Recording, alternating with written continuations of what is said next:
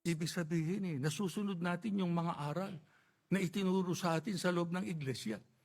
Pagka kasi ginawa natin yan, yan ang pinakamahalaga sa lahat ayon sa pagtuturo ng mga apostol. Kahit sa harap ng mga taong naninirahan sa ating paligid na hindi natin kapanampalataya, dapat nakikita nila, masunurin tayo sa ating Panginoong Diyos. Yun ang katangian ni Noe. Ang sama-sama ng henerasyon niya.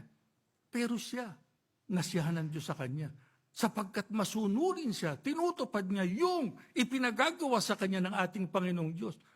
Hindi siya tumututol, hindi siya nagrereklamo. Kahit na imposible pa yung ipinagagawa sa kanya, ginawa niya yun. Sapagkat yun ang utos ng ating Panginoong Diyos. Kaya kinakailangan tayo mamalaging matuwid.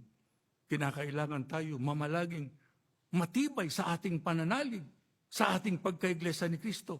Hindi natin papayagang masira natin ang pag-asa ng ating Panginoong Diyos sa atin na tayo ay tatalima sa kanyang kalooban. Sapagkat higit sa lahat na may gusto na tayo maligtas, sino mang kapatid? Ang ating Panginoong Diyos. Mahal niya tayo. Huwag nating sayangin yung kanyang pagmamahal na yun. Gawin natin yung inaasahan sa atin ng ating Panginoong Diyos.